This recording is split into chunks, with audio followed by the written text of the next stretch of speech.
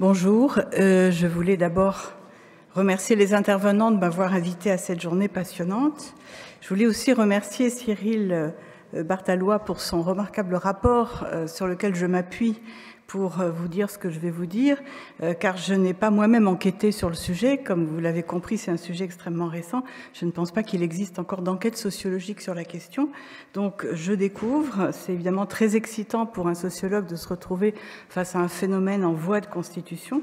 Et donc je vais simplement essayer de vous faire partager quelques-unes des réflexions que je me suis faites à la lecture du rapport de Cyril Bartalois et puis aussi à l'audition de tout ce qui s'est dit dans cette journée. Et ce qui m'intéresse en fait dans cette question, c'est une problématique qui est celle de l'artification. L'artification, pour reprendre un terme utilisé dans un livre que j'ai co-dirigé avec Roberta Shapiro il y a 10 ans, qui est sorti en 2012, donc de l'artification, enquête sur le passage à l'art.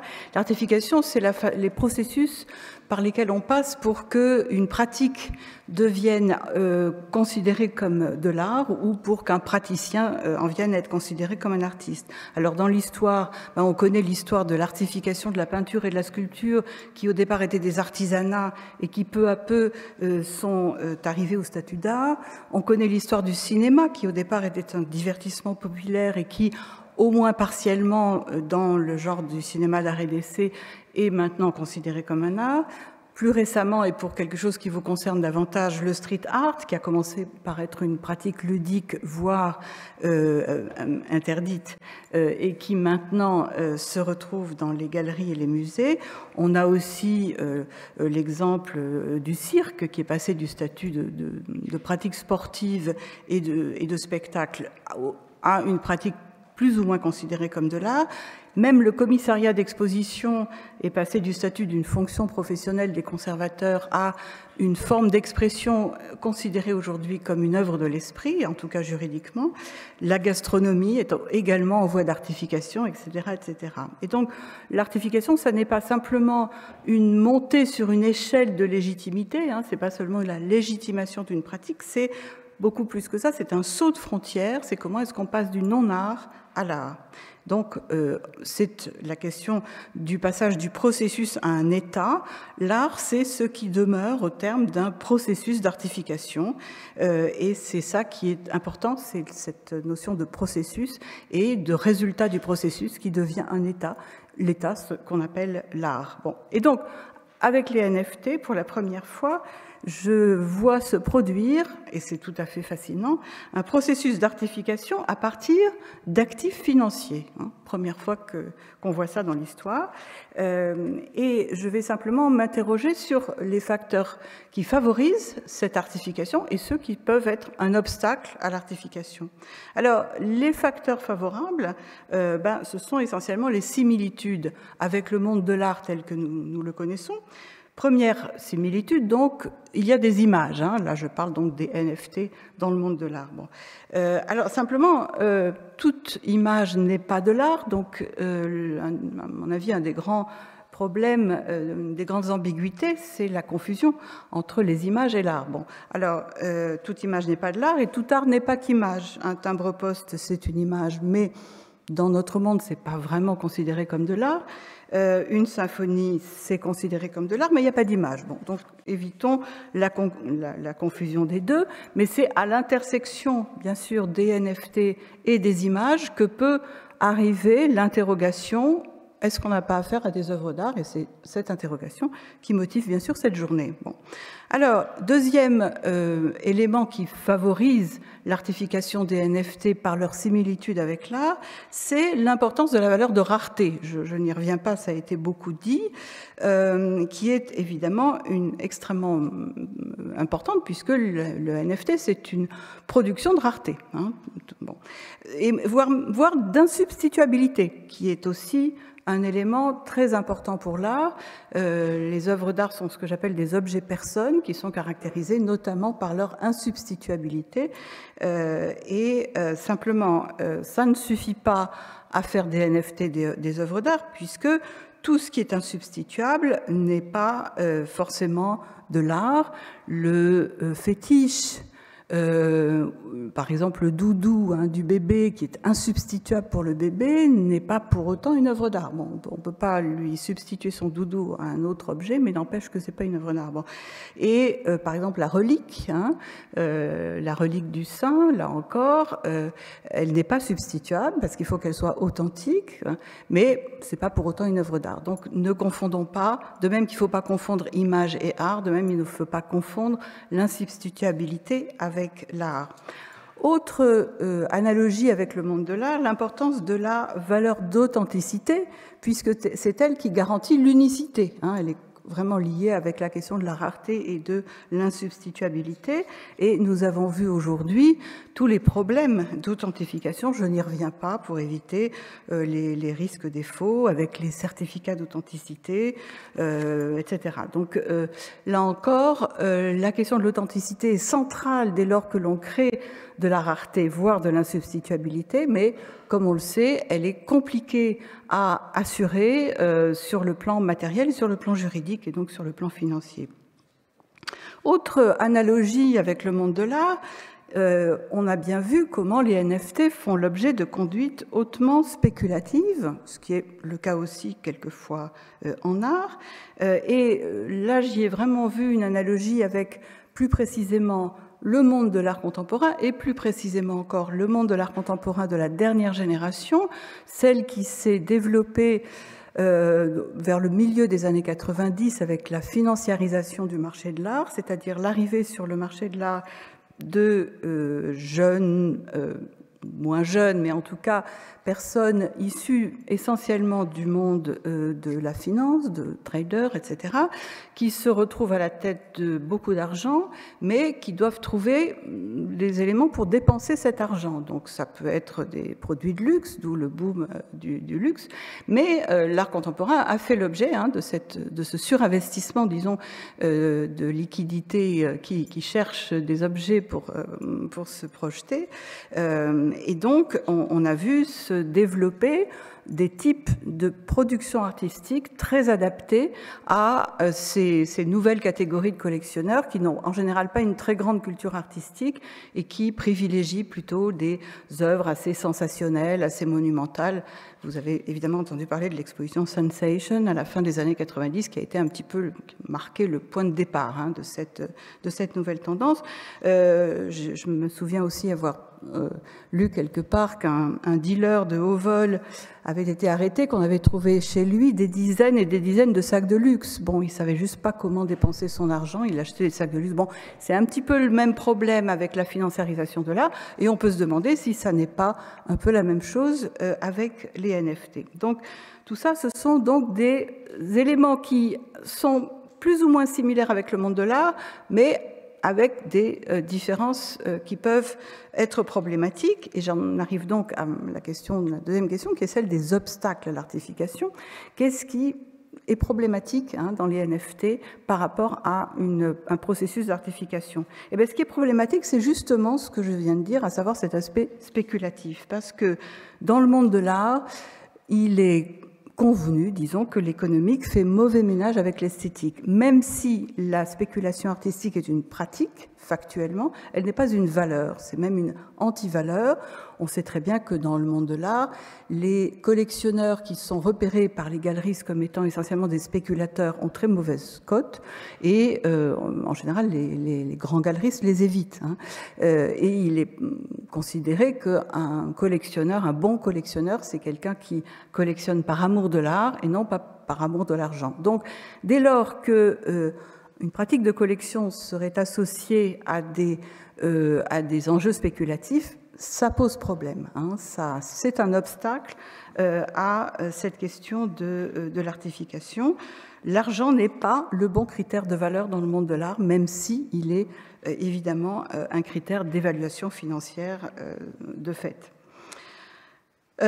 Deuxième obstacle, les ambiguïtés du dispositif NFT. Alors, on a passé la journée à voir toutes ces ambiguïtés, tous ces phénomènes hybrides. Je donne juste un exemple parmi beaucoup d'autres. Les ministères concernés sont l'économie et les finances, la culture, la justice, le numérique et les affaires européennes. Bon, ça fait beaucoup, ça montre bien qu'on est au croisement de plusieurs domaines. Et on est dans le paradoxe d'un dispositif qui tente d'inverser la spécificité du médium dont il dépend, c'est-à-dire de fabriquer de la rareté dans ce qui est par définition multiple. Sur Internet, on a une possibilité de diffusion multiple quasiment à l'infini, et dans ce dispositif de multiplication des images, on va produire de la rareté. Donc on a vraiment un dispositif quasiment autocontradictoire, ce qui est assez étrange. On l'avait, alors évidemment, et Françoise Benamou l'a dit ce matin, on avait déjà un antécédent qui est la fabrication des multiples, hein, donc, qui sont une forme de fabrication de rareté d'exemplaires produits à un certain nombre d'items, bon, alors les lithographies, les fontes, etc. Sauf qu'à l'origine, la limitation du nombre des multiples provenait ou était justifiée par la déperdition de qualité par la reproduction. Plus on imprime sur une plaque lithographique, plus on fond une pièce, moins elle est de qualité, et donc du même coup, on pouvait considérer qu'il y avait une légitimité à considérer comme originales les premières, alors le chiffre dépend, hein, 8 pour les sculptures, etc., bon, les premières reproductions, et ensuite de les considérer simplement comme des reproductions. Donc on avait déjà ce phénomène-là, mais avec cette motivation, entre guillemets, liée à des processus purement matériels, de déperdition de qualité, qu'on n'a pas du tout dans les NFT. Avec aussi, et quelqu'un l'a signalé aujourd'hui, ce paradoxe d'une double propriété, d'une image sans propriétaire. C'est-à-dire que ce qu'on achète avec un NFT, c'est à la fois un symbole, c'est-à-dire une ligne de code, et une image codée. Et en même temps, l'usage de l'objet acheté est une image indéfiniment reproductible. Donc c'est quelque chose d'extrêmement paradoxal, d'où la difficulté à entrer dans ce monde-là et à comprendre. Moi, je dois dire qu'aujourd'hui, j'avais un peu l'impression d'être comme un ethnologue dans une société primitive qui essaye de comprendre ce qui se passe, mais c'est assez compliqué, objectivement. Autre obstacle à l'artification, bien sûr, on l'a vu, les images ne sont qu'une petite partie des NFT, puisque l'industrie du luxe, du jeu vidéo, du sport, la création graphique sont extrêmement présents, ce qui peut induire des proximités problématiques, dès lors que nous sommes dans un monde culturel très hiérarchisé, où le luxe est considéré comme inférieur à l'art, etc., les proximités peuvent paraître problématiques dans un processus d'artification. On a aussi, autre obstacle, l'importance, et on l'a vu beaucoup aujourd'hui, de la technologie. C'est un univers qui exige quand même des compétences techniques très développées. Or, la technique a toujours été une valeur secondaire en art. Bien sûr, il a toujours fallu il a longtemps fallu que les artistes montrent un certain savoir-faire technique, mais dès lors que leur art pouvait être réduite à simplement de la bonne technique, c'était considéré comme un peu dévalorisant. Donc la question de la technique est ambiguë, c'est à la fois un atout, mais ça peut être en même temps quelque chose de un petit peu dévalorisant. Et j'en viens à mon 5e obstacle, cette technologie qui permet de se passer, apparemment en tout cas, de création en personne. On ne voit pas la personne derrière les images qui sont ainsi créées, produit ce qu'on peut appeler une insubstituabilité sans attachement. C'est-à-dire que certes, les NFT sont insubstituables, mais elles ne peuvent pas être considérées comme des reliques parce qu'il n'y a pas de lien physique avec la personne qui les a produits. Comme des fétiches, c'est un peu compliqué. Il faudrait penser que le simple fait de les regarder agit sur nous, mais autant c'est évident pour des œuvres d'art, autant c'est à voir pour les NFT. Et donc cette déconnexion liée à la technologie avec la personne humaine est, me semble-t-il, un obstacle à l'artification, en tout cas par rapport à la définition de l'art telle que nous la connaissons dans le monde occidental. Par ailleurs, les NFT ne s'inscrivent dans aucun des paradigmes artistiques. Alors, paradigme, j'ai défini ça dans mon livre « Le paradigme de l'art contemporain ». Le paradigme classique, donc, qui reposait sur l'idée qu'un artiste doit savoir reproduire les normes, les standards, les canons de la figuration tels qu'ils avaient été mis en place pendant des siècles, et notamment dans le monde académique. Bon, paradigme classique, bon, évidemment, on n'y est pas. Le paradigme moderne, basé sur l'idée qu'un bon artiste, c'est celui qui exprime son intériorité, hein, à partir donc des impressionnistes et pendant une bonne partie des courants artistiques, en tout cas de la première moitié du XXe siècle. Là, on n'est pas vraiment dans l'expression de l'intériorité de l'artiste. Hein, bon. Et alors, il y a une proximité avec le paradigme contemporain, au sens où le paradigme contemporain n'exige plus, comme les paradigmes classiques et modernes, la valeur de beauté, hein, valeur de beauté considérée comme assez secondaire, voire problématique en art contemporain, remplacée plutôt par la valeur de singularité, hein, l'importance de la transgression, de l'originalité, bon, et même de la dérision et du second degré. Or, cette dimension ludique de dérision et du second degré, on l'a à l'évidence avec les images NFT qu'on nous a présentées. Bon, donc il y a, de ce point de vue-là, une contiguïté avec l'art contemporain. Simplement, en art contemporain, l'utilisation d'images issues de la culture populaire, de la bande dessinée, du graphisme, hein, comme on en voit, comme on en a vu là avec les images qui nous ont été montrées, doit être soumise à certaines contraintes pour être acceptée dans le monde de l'art contemporain. Des contraintes de dimension, pensez aux toiles immenses de Liechtenstein, des contraintes de dimension et de sophistication technique de l'exécution, pensez à Jeff Koons, bon, et donc et aussi des contraintes de renouvellement, en tout cas de non-reproduction à l'identique. Hein. Il y a un moment où il faut que l'artiste fasse autre chose, sinon s'il fait toujours la même chose, ou s'il fait ce qu'ont déjà fait d'autres artistes, ça ne marche pas. Bon. Je ne suis pas certaine que ces conditions soient remplies par les NFT. Ici, le kitsch qui peut être revendiqué par certains artistes contemporains, et encore une fois à des conditions très particulières, avec des critères très stricts, ce kitsch n'apparaît pas ici comme du second degré, mais plutôt comme ce qu'on appelle du goût populaire. Et dans le monde de l'art traditionnel, disons, ça n'est pas une bonne façon d'en arriver à un processus d'artification. C'est vrai que certaines des images, notamment le crypto-punk qu'on nous montre, peuvent être considérées comme un sommet du kitsch. Hein. Et donc, on voit un contraste entre l'enthousiasme des acteurs du marché, hein, l'effervescence dont on a parlé ce matin, et la, disons, médiocrité esthétique de certaines images, et là, l'effervescence apparaît totalement irrationnelle. Bon. Alors, autre élément, et j'en arrive à la fin, autre élément qui fait obstacle à l'artification, et ça c'est un élément fondamental qui a été répété plusieurs fois aujourd'hui, c'est l'absence d'intermédiaires spécialisés ou de garanties institutionnelles. Le fait qu'il n'y ait pas d'intermédiaire est considéré apparemment comme un élément fondamental dans le monde des NFT.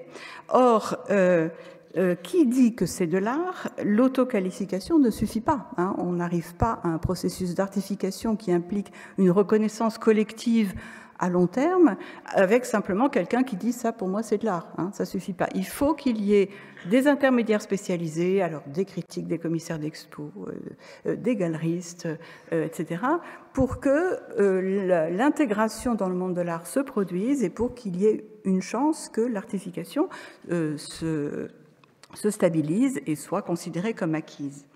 Ce qui nous renvoie au dernier obstacle, qui est le problème de la durabilité de la valeur. La question, à mon avis, c'est combien de temps est-ce que ça peut durer, cette confiance dans une valeur qui est simplement proclamée par les amateurs, les collectionneurs, voire par les artistes eux-mêmes. Bon. Puisque le long terme est quand même quelque chose qui est fondamental en art, hein, la question de la valeur artistique implique un long terme, une pérennité qui est à la fois dans le passé et dans le futur. Dans le passé parce qu'il y a la présence d'une tradition, soit parce qu'on l'imite, soit parce qu'on la transgresse, mais il faut qu'il y ait une tradition sur laquelle on s'appuie, et dans le futur parce qu'il faut faire le pari que l'œuvre durera bien au-delà de la vie de son auteur pour considérer qu'il y a véritablement valeur artistique. Or, est-ce que cette condition de pérennité est remplie dans le cas des NFT? Je crois que les NFT reposent sur un pari sur la désirabilité de ces produits, et ce n'est pas pour rien qu'on a beaucoup parlé de la pyramide de Ponzi, parce qu'en effet, il me semble que, comme pour ces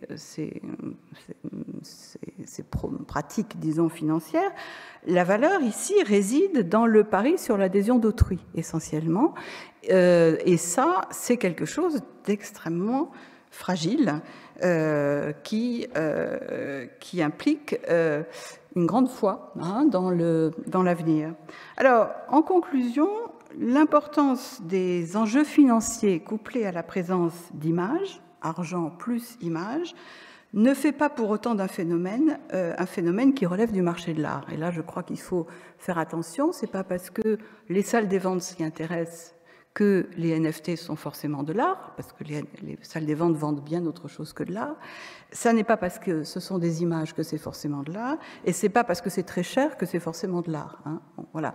Donc là, je crois qu'il y a vraiment des questions à se poser. On a bien un marché, assurément. Est-ce qu'on a un marché de l'art ? Il faut se poser la question. En tout cas, ça n'est probablement pas le cas pour ceux qui ont aujourd'hui le pouvoir de certifier la valeur artistique, à savoir les intermédiaires institutionnels, stabilisés, etc. Et donc, il me semble, pour finir, que l'enjeu, c'est de savoir si les collectionneurs, ce qu'on a appelé donc la communauté des followers, des collectionneurs, ainsi que les maisons de vente, donc le second marché, ont le pouvoir de certifier la valeur artistique à long terme. Je pense que c'est ça la vraie question que posent les NFT. C'est par rapport donc à une situation traditionnelle où c'était les intermédiaires spécialisés qui certifiaient la valeur. Alors c'est un pari qui peut être fait, on peut dire oui, ça peut marcher, mais dont le résultat n'apparaîtra qu'avec le temps, car le test principal de l'art, c'est sa capacité à durer. Et donc, rendez-vous dans 1 ou 2 générations. Voilà, merci.